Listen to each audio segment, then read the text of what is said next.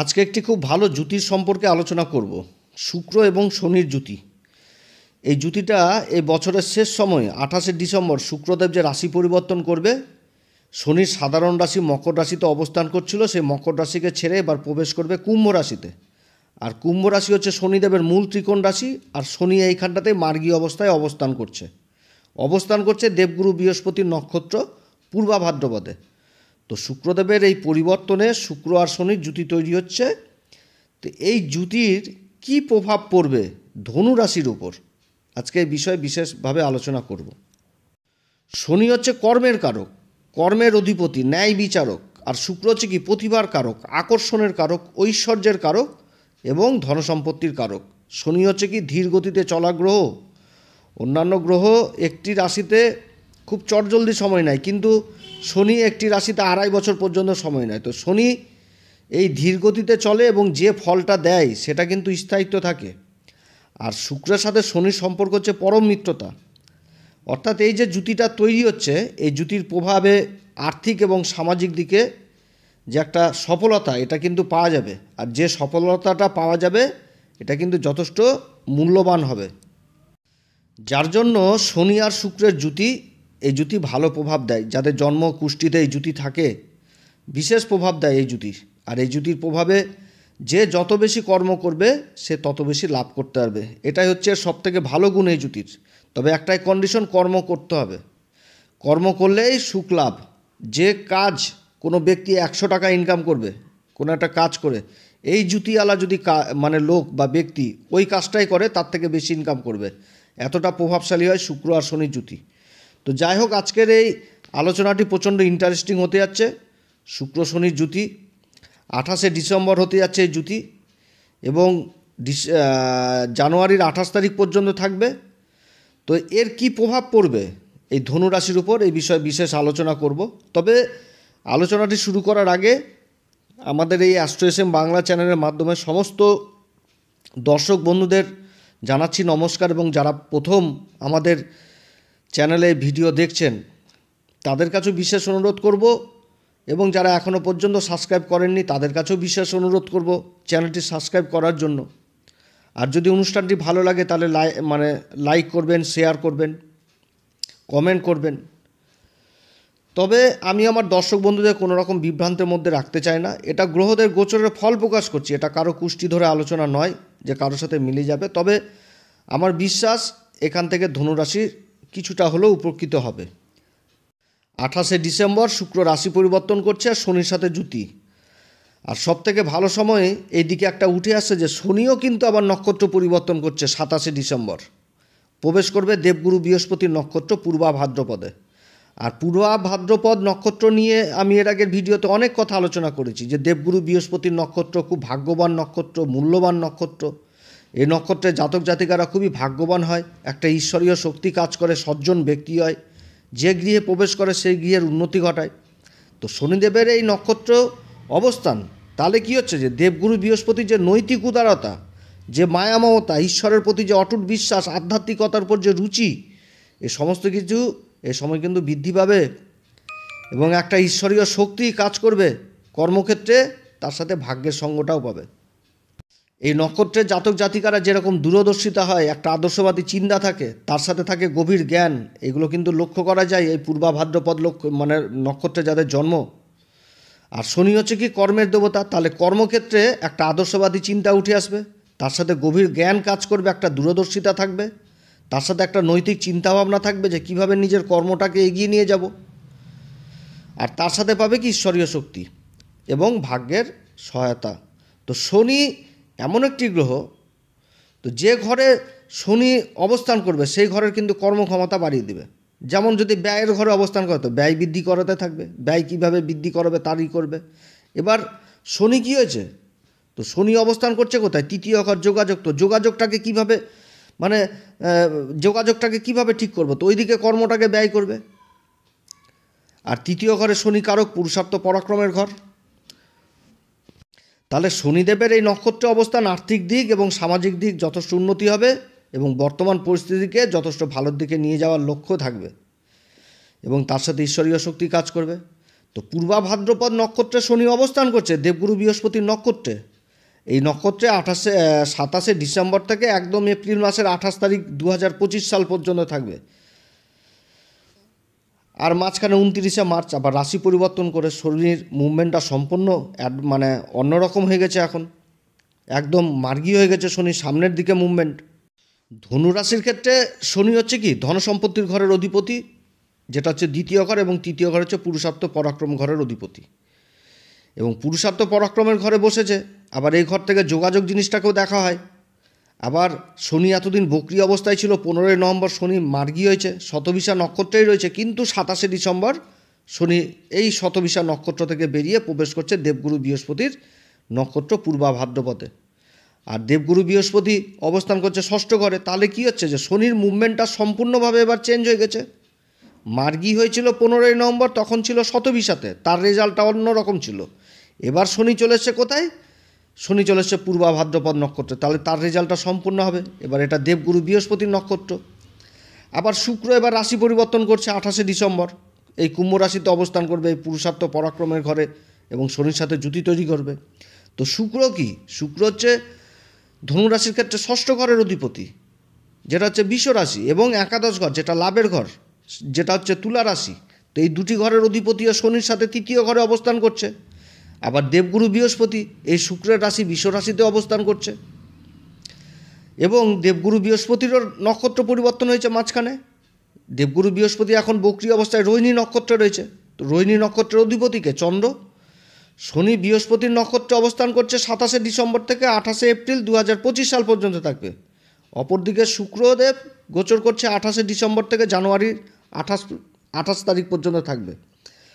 তো অনেক কিছু পরিবর্তন হবে এবার ধনুরাশির ক্ষেত্রে।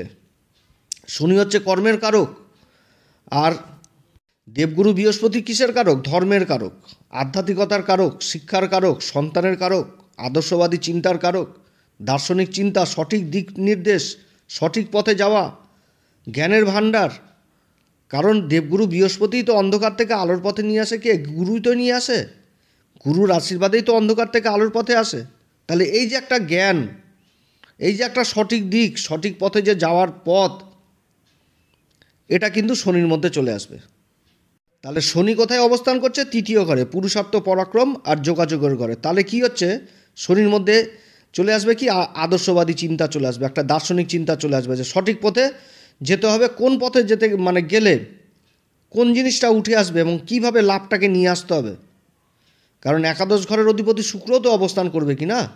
তো এই জিনিসটা কিন্তু উঠে চলে আসবে, যে এমন দিকে যাবে, যোগাযোগ এমন হবে যে ওইখানে যোগাযোগ করতে হবে, ওইখান থেকে লাভ জিনিসটাকে উঠে নিয়ে আসতে হবে। এরকম একটা ধনুরাশির মধ্যে চলে আসবে। অর্থাৎ এই সময়কালে ধনুরাশির যোগাযোগের জিনিসটা যথেষ্ট ভালো হবে। কারণ যোগাযোগ না হলে তো কর্ম কোনো সময় এগোবে না। কর্মক্ষেত্রে যোগাযোগই তো সবথেকে এখন মেন হয়ে গেছে। ব্যবসা ক্ষেত্রে দোকান খুলে বসে রয়েছি, কাস্টমারই আসলো না, যোগাযোগই হলো না, তাহলে কি ব্যবসা বাণিজ্য হবে? হবে না। তো সেই রকম তো যোগাযোগের ঘরে শনি বসেছে কোথায়? দেবগুরু বৃহস্পতির নক্ষত্রে। তাহলে দেবগুরু বৃহস্পতির নক্ষত্রে যখন বসেছে, তাহলে কি হচ্ছে? এই জায়গাগুলোতে এই জিনিসগুলো উঠে আসবে। সম্পূর্ণ দেবগুরু যে কিসের কারক, কারণ যে নক্ষত্র বসেছে তাকে তো সেই নক্ষত্রের ফলটা দিতে হবে। এবং তার সাথে কি হবে? এর সাথে আবার শুক্র অবস্থান করছে। শুক্র আবার কিসের কারক? শুক্র হচ্ছে প্রতিভার কারক, আকর্ষণের কেন্দ্রবিন্দু, ঐশ্বর্যের কারক, ধনসম্পত্তির কারক। তো পুরুষার্থ পরাক্রমের যোগাযোগের ঘরে বসেছে, তাহলে যোগাযোগ এমন হবে যে একটা আকর্ষণ চলে আসবে, একটা প্রতিভা জিনিসটা বেরিয়ে আসবে। তখনই তো যোগাযোগটা আরও মজবুত হয়ে গেল। অর্থাৎ না হওয়া কাজ সম্ভব হবে যোগাযোগের ক্ষেত্রে। এবং তাতে ভাগ্যের সঙ্গটাও যথেষ্ট পাবে। দেবগুরু বৃহস্পতি হচ্ছে কি চতুর্থ ঘরের অধিপতি, অবস্থান করছে কোথায়? ষষ্ঠ ঘরে। তো শনি আবার অবস্থান করছে দেবগুরু বৃহস্পতির নক্ষত্রে, পুরুষার্থ পরাক্রম আর শুক্র শনি জুতি। তাহলে চতুর্থ ঘরটা সম্পূর্ণভাবে অ্যাক্টিভ হয়ে যাচ্ছে। আবার একাদশ ঘর লাভের ঘর, শুক্রদেব এই ঘরের অধিপতি, তাহলে একাদশ ঘরটাও অ্যাক্টিভ হয়ে যাচ্ছে। চতুর্থ ঘর থেকে আমরা সুখের জিনিসটাকে দেখি, জায়গা জমি সয় সম্পত্তি, তারপরে আমাদের সমাজ, আমাদের বন্ধুবান্ধব। তো এই সময়কালে এই সমস্ত কাজে যথেষ্ট বৃদ্ধি পাবে। যারা জায়গা জমি সেল পারচেস করছেন, বড় বড় ফ্ল্যাটের কাজে যুক্ত রয়েছেন, রাস্তাঘাটের কাজে যুক্ত রয়েছেন, এই সমস্ত কাজে বিশেষ উন্নতির যোগ রয়েছে। এবং এই সমস্ত জায়গাতে যারা ইন্টেরিয়র ডেকোরেশনের কাজে যুক্ত রয়েছেন, যারা হস্তশিল্পী, তাদের জন্য যথেষ্ট ভালো সময় হতে যাচ্ছে। এছাড়া দেবগুরু সম্পর্কিত ব্যবসা, যেমন সোনার ব্যবসা, পিতলের ব্যবসা, কাঁসার ব্যবসা, এই সমস্ত কাজের সাথে যারা যুক্ত রয়েছেন তাদেরও আবার যথেষ্ট ভালো সময় হতে যাচ্ছে। আবার শুক্র সম্পর্কিত ব্যবসা, যেরকম স্ত্রীবর্গীয় সম্পর্কিত ব্যবসার সাথে যারা যুক্ত রয়েছেন, যেমন কসমেটিকের ব্যবসা, অলংকারের ব্যবসা, বিউটিশিয়ান, সুতির কাপড়ের ব্যবসা, ফ্যাশন ডিজাইনার, এই সমস্ত কাজের যারা যুক্ত রয়েছেন তাদের কর্মব্যস্ততা বাড়বে। যারা সিনেমা জগতে যুক্ত রয়েছেন, সোশ্যাল মিডিয়ায় অ্যাক্টিভ রয়েছেন যারা, তাদের জন্য যথেষ্ট ভালো। আবার দ্বিতীয় ঘরটি কিসের ঘর? বাণীর ঘর। বাণী জিনিসটাকে দেখি। তো এই সময়কালে যারা মিডিয়ার সাথে যুক্ত রয়েছেন, সেলসের কাজে যুক্ত রয়েছেন, যারা ওকালতি করছেন, যারা চার্টার অ্যাকাউন্টের কাজ করছেন, অ্যাডভাইজার হিসাবে কাজ করছেন, তাদের জন্য যথেষ্ট ভালো সময় হতে যাচ্ছে। এই সময়কালে মুখের বাণীর উপর যথেষ্ট প্রভাব পড়বে ধনুরাশির। না হওয়া কাজ সম্পন্ন হবে মুখের বাণীর জোরে। একটা অদ্ভুত শক্তি কাজ করবে ধনুরাশির মধ্যে, একটা ঈশ্বরীয় শক্তি, ঈশ্বরীয় আশীর্বাদ পাবে এই সময়। না হওয়া কাজ সম্পূর্ণ হবে ধনুরাশির। এবং বিগত দিনে যে যোগাযোগগুলো থেমে গেছিলো কর্মক্ষেত্রে, যার কোনো সুরাহাই ছিল না, কোনো রকম দিশা ছিল না, কোথায় যে থামবে, অ্যাকচুয়ালি থামবে না চলতে থাকবে এরকমভাবে ধীরগতিতে, এর তো কোনো একটা নির্দিষ্ট ছিল না, কারণ শনি তো সে সময় বকরি ছিল। তো কর্মক্ষেত্রে এগুলো কিন্তু সম্পূর্ণ হবে। এবং কর্মক্ষেত্রে কোনো যদি প্রজেক্টের কাজে কেউ যুক্ত থাকে, যার কোনো দিশা ছিল না, এই সমস্ত কাজ কিন্তু একটা দিশাতে এগোবে, একটা ভালো চিন্তাধারা হয়ে সেই কাজটা কিন্তু সম্পূর্ণ হয়ে যাবে। কারণ যোগাযোগের ঘরে শনি এবার একদম অ্যাক্টিভ হয়ে গেছে, কারণ রাশির অধিপতির নক্ষত্রে চলে এসছে। আর রাশি হচ্ছে কি? ধনু রাশি, যার অধিপতি স্বয়ং দেবগুরু বৃহস্পতি। আর দেবগুরু বৃহস্পতির নক্ষত্রে শনির অবস্থান।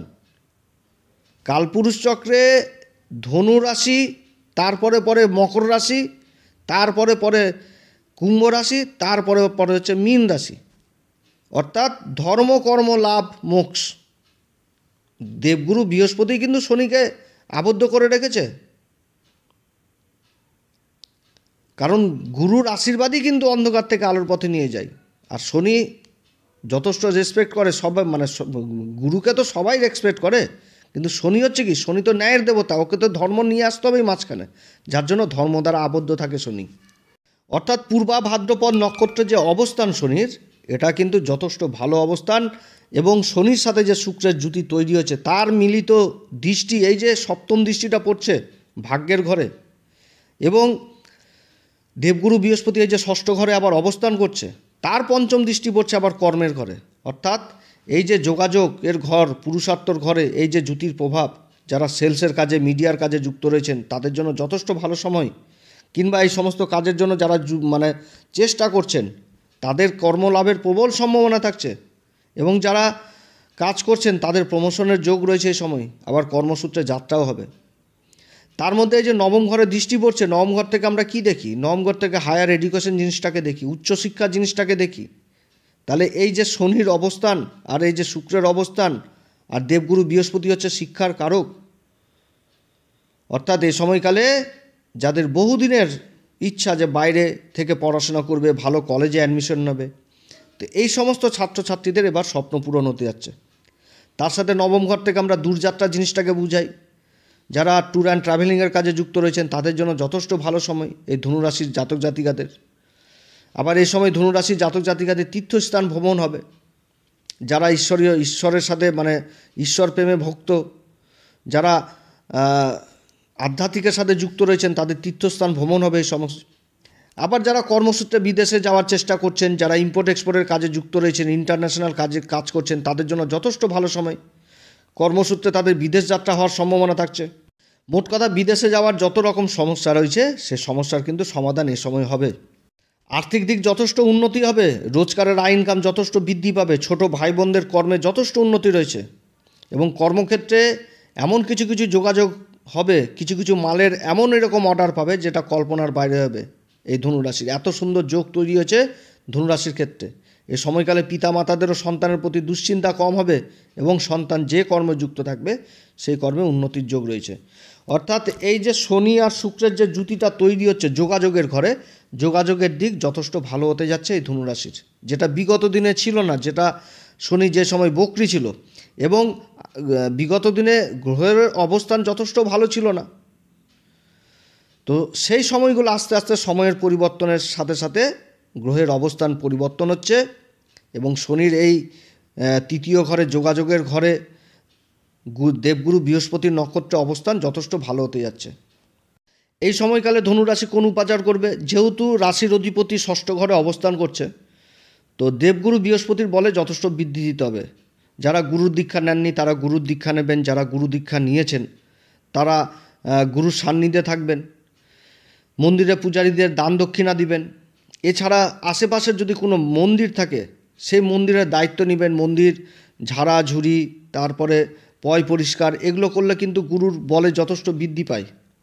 এছাড়া প্রত্যেক দিন হনুমান চল্লিশা বজ্রংবাণ অবশ্যই পাঠ করবেন। হনুমান চল্লিশা বজ্রংবাণ পাঠ করার আগে শ্রীরাম সীতার প্রণাম মন্ত্র অবশ্যই করবেন। অতএব প্রিয় দর্শক বন্ধুরা, আজকে এতটুকুই।